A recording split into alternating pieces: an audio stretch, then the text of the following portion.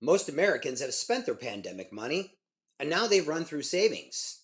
Many homeowners have serious debt problems, yet are somehow convinced that their low rate mortgage is going to help. Well, it's not. And this is simply because non mortgage debt carries a much higher interest rate in most cases, canceling out the low rate mortgage. What are the choices? Well, you can sell the home, you can continue ignoring the debt problem. Credit will suffer. Creditors will be calling you.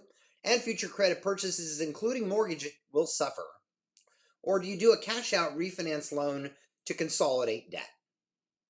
Yes, the replaced interest rate may be higher, but the total costs and average interest rate will drop.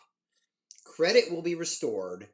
More money will be available monthly due to the savings, and you'll still have 20% or more equity in the home, preserving your peace of mind. I'm just a phone call away, and I look forward to hearing from you.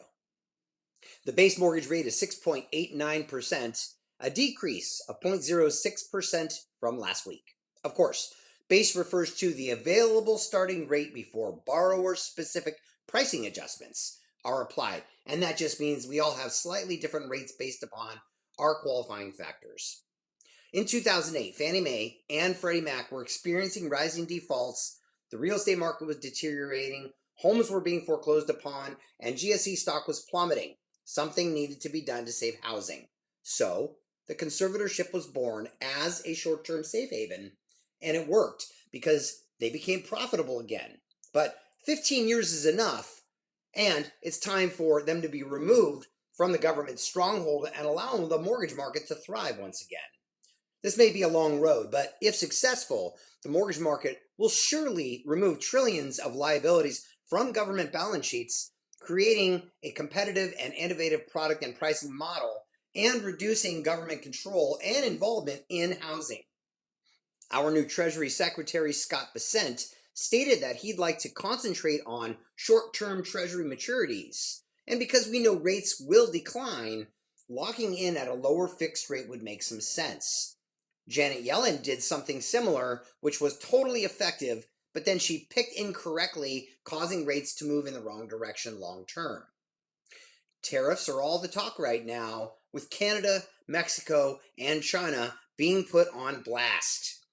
Fentanyl and cocaine are flowing in through our borders, with over 100,000 deaths being the toll. So it's either patrol the borders and fix the problem, or be faced with tariffs. Pretty simple. It's a negotiating chip.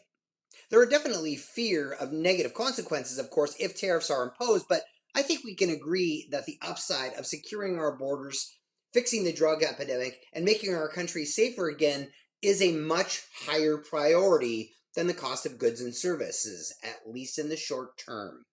Well, that's it for this week, so have a great weekend.